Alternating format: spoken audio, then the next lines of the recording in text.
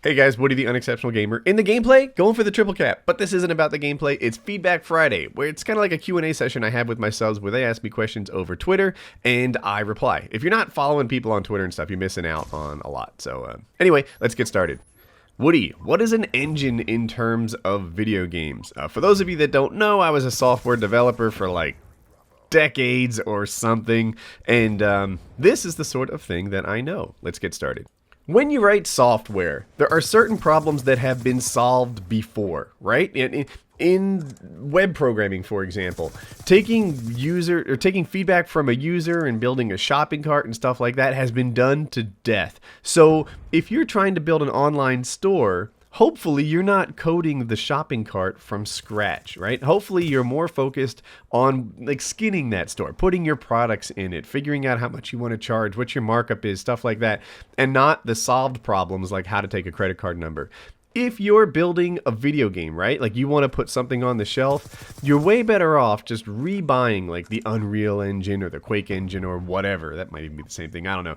But you're way better off starting with an engine that somebody else wrote that has already figured out how to handle collision detection between players, how to get surround sound audio in there, how to get hit detection, in there. Excuse me. And so, like, what is the game engine? It is half of a game, right? It is the parts of the game that, can already be figured out. Like, take the single-player campaign of Call of Duty, right? So much of that is really about the storytelling, the artwork, and that sort of thing. It's not so much about how the character responds differently in one version to the next. That's pretty much stable. That stuff is built into the game engine. After that, all you need to do is sort of reskin it and retell a new story and build new maps and do that. But the engine should have the tools there for you so that you can do that stuff without too much effort. That's why people complain when they say like, oh, this game's just a reskin of the other. They took the same engine and they sort of did it again instead of, innovating a ton. So, anyway, what is a game engine? It is the basics that people use as the foundation of a video game. I don't know if I quite fully got the message across, but yeah. And then after that, you hire artists and programmers and stuff like that to fill it out and turn what is just the starting point, a set of rules on how characters react, into a real video game. Woody, what are you more excited about, PS4 or Xbox 720? Oh boy, here come the dislikes. How dare I choose one? Here's what we're looking at, I think so far, based on rumors with varying degrees of reliability. So don't take this to the bank or consider it too much. It looks like the PS4 is going to be slightly better in terms of hardware. I bet they bump up their RAM to match what the Xbox has at 8 gigs. And then they're rumored to have a slightly better graphics card. So the PS4 might be mildly more powerful, but virtually the same, kind of like the two platforms today.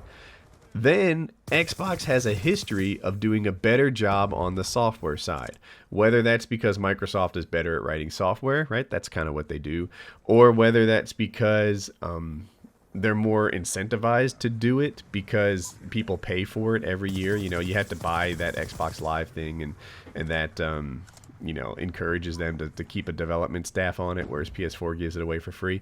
I don't know why, but I think that people can generally agree that the Xbox software, is probably better than the PS3 software. They have things like Party Chat, and if you deal with a lot of people like I do, just reading your messages on the PS3 at busy times can literally take like 20 minutes. To delete all can take half an hour to delete all your messages on the PS3.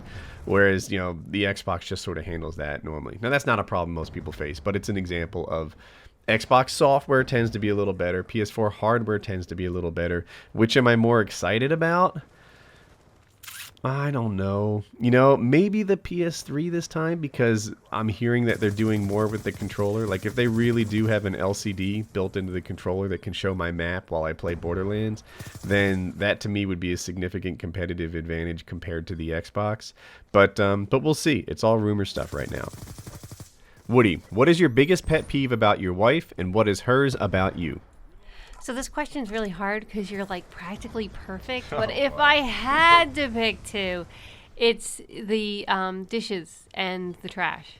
You do not put the dishes in the dishwasher or the sink or even close to the sink. Sometimes they're just scattered about. And the trash, you don't know how to get it in the trash can. You just leave it by the back door. So those are my 2 pet peeves.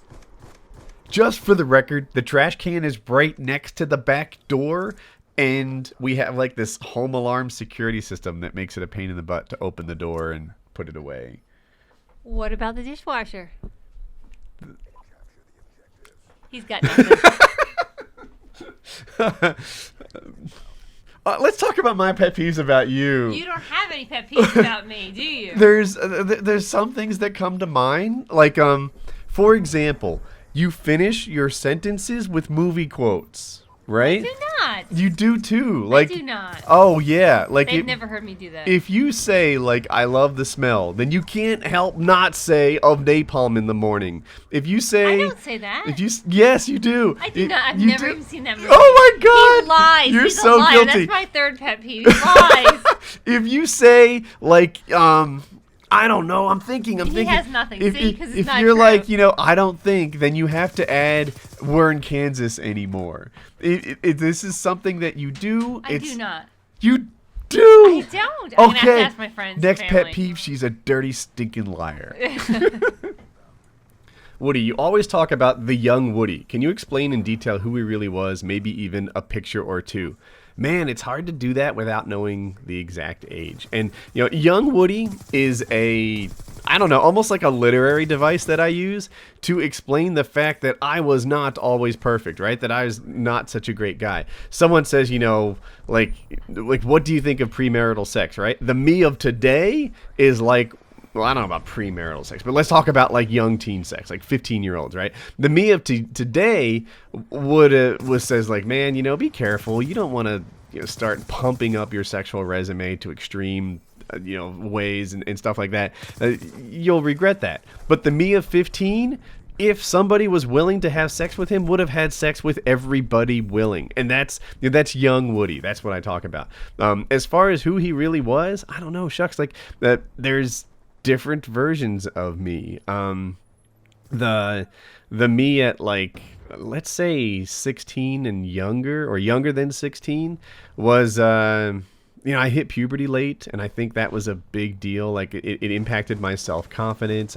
I remember looking, this sounds gay, but whatevs. I remember looking at other guys' legs in gym class. Like in gym class, they would have us all sit in these like rows and columns, like a grid almost. And I would look at other guys' legs, and they were hairy, and mine were not. And I would be like, man, I wish I had man legs like that guy does.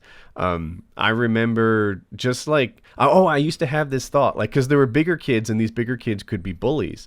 And these, like, I would think to myself, I should be big. I should be one of those people that was like gifted. See, I'm looking here to see if I got my trip cap. I didn't. I should be one of those people that was gifted with like muscles and beards and stuff, at a young age, because I would not be a bully. I would be a protector of those that were bullied. And that's that. I don't know. That was the me at like, I'll say at least 15 and under, and maybe even somewhere in 16 years old. And then, like puberty kind of did me right, for lack of a better term. And I hope you guys don't mind. I know the game ended. But in the second half of high school, I started getting like better looking girlfriends, and that was a big confidence boost for me. In my senior year in high school, I started swimming. And with that, like swimming in where I went to school, even though it was a beach town, wasn't like one of the premier sports. It wasn't like I was captain of the football team, but it got me mentioned. And I was all county or all conference or something like that. Our team was the best that it had been in a long time, and I was one of our star guys. I broke 2 school records that year, so that made me sort of somebody, and I felt good about that. As far as pictures go, I'm gonna put a link in the description to my Facebook page that had a couple pictures of me. I guess it was probably right after I finished high school, and you'll see, the buff version of Woody. But Yeah, so what was I really like? I don't know. Typical teenager, a little girl crazy. I had really bad discipline, but I wasn't really a bad person. I just didn't succeed so much. And somewhere, I guess, at the start of college, that changed around for me. So, that's who I was.